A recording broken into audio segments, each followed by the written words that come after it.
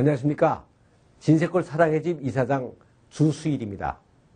하나님께서는 인간을 아들로 창조하셨기 때문에 이 아들이 행복해지기 위한 모든 조처들을 다 취해 놓으셨습니다. 그래서 오늘은 이 조처들이 어떠한 것인가, 또 우리들이 행복해지기 위해서 중요하게 생각해야 할 것은 무엇인가 하는 것들에 대해서 한번 자세히 생각을 해보겠습니다. 하나님은 인간을 만드실 때 흙으로 육신을 만드셨습니다. 그리고 인간의 마음속에 5가지 육신적인 욕망과 2가지의 영적인 필요들을 만들어 놓으셨습니다. 그래서 인간은 이것들이 하나하나 채워질 때 그 과정을 통하여 행복을 느끼도록 하였습니다. 그런데 이 5가지 육신적인 욕망을 동양 철학에서는 오욕이라고 말하는데, 여기에는 수면욕, 식욕, 성욕, 무력, 명예욕 등의 5가지가 있습니다. 그리고 2가지 영적인 필요에는 중요감과 안정감이라는 것이 있는데, 인간들은 이 욕망과 필요들을 채우는 과정을 통하여 행복을 느끼게 창조되었습니다. 그래서 우리들이 열심히 공부를 하고 또 사업을 하고 직장 생활을 하고 결혼을 하고 자녀를 낳고 양육을 하며 살아가고 있는데, 이 모든 것들은 결국 다 이러한 욕망과 필요들을 채우기 위해서 행복해지겠다는 몸부림들인 것입니다.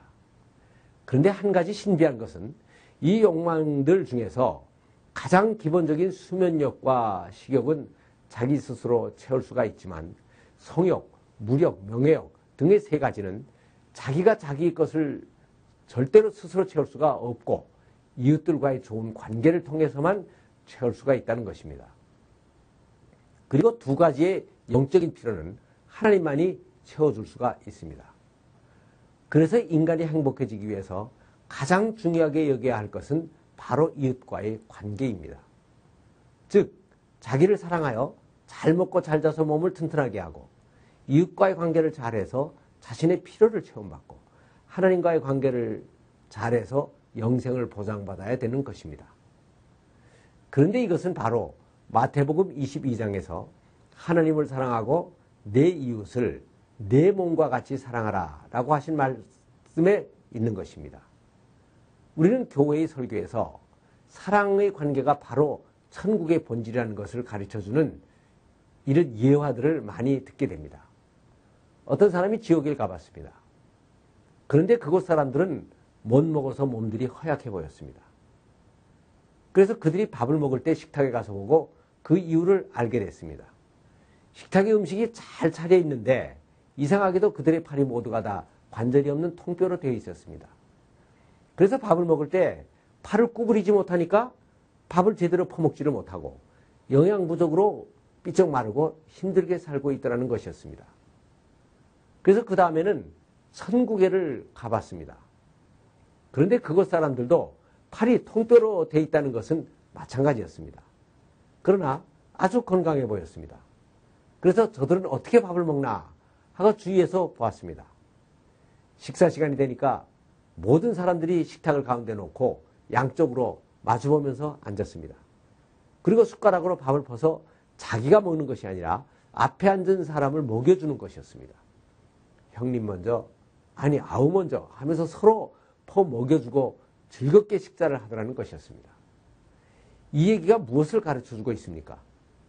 그것은 하나님은 천국이나 지옥이나 다 자기 것을 자기가 먹을 수 없게 창조해 놓았다는 것입니다. 그래서 행복해지려면 서로가 상대방의 필요를 먼저 채워주어야 된다는 것을 가르쳐주고 있습니다. 그런데 저는 이 얘기를 들으면서 한 가지 의문이 생겼습니다. 그것은 어찌됐든 이렇게 서로가 먹여준다는 것은 자기의 것을 자기가 먹는 것보다 훨씬 더 불편한 것입니다. 그러니까 하나님께서 인간들이 편리하게 살게 하려면 팔에 관절을 만들어 놓았어야 되는 것이었습니다. 하나님은 전능하신 분이니까 마음만 먹으면 얼마든지 그렇게 하실 수가 있으셨을 것입니다.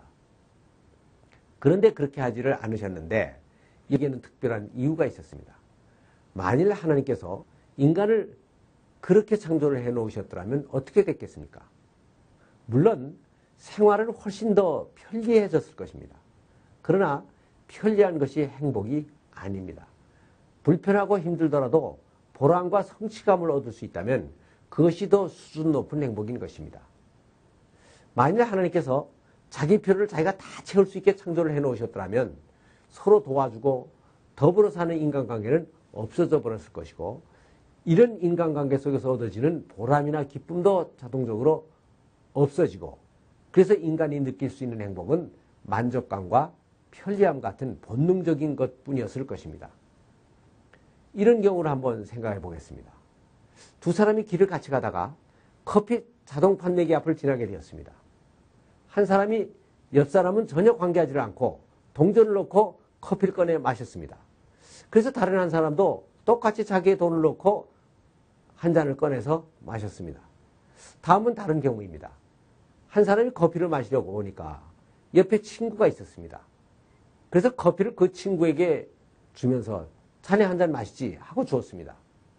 그랬더니 친구가 받아 마시면서 고마워, 자네도 마셔야지 하면서 동전을 넣고 한 잔을 꺼내서 그에게 주었습니다.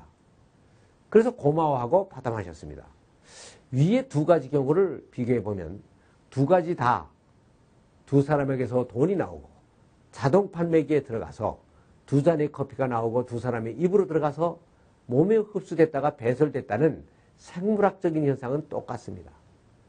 그러나 두 번째 경우에는 첫 번째의 경우와 전혀 다른 것이 하나 생겼습니다. 그것은 주니까 감사하고 감사하니까 보람을 느끼고 기쁘고, 그래서 육신적인 만족감 외에 인간관계가 생겼고 수준 높은 행복감이 생겼다는 것입니다. 그런데 첫 번째 경우에는 보람이나 성취감 같은 수준 높은 행복감은 느낄 수가 없는 것입니다. 그래서 하나님께서는 좀 불편하지만 자기의 필요를 자기가 채우지 못하게 하시고 사랑의 관계 속에서 서로의 필요를 채워주면서 수준 높은 행복을 누리게 하신 것입니다. 굳이 남의 도움을 받을 필요도 없고 남을 도울 필요도 없고 내 것은 내가, 내 것은 또 내가 하는 경우에는 결국 생물학적인 사건밖에 일어날 수가 없습니다.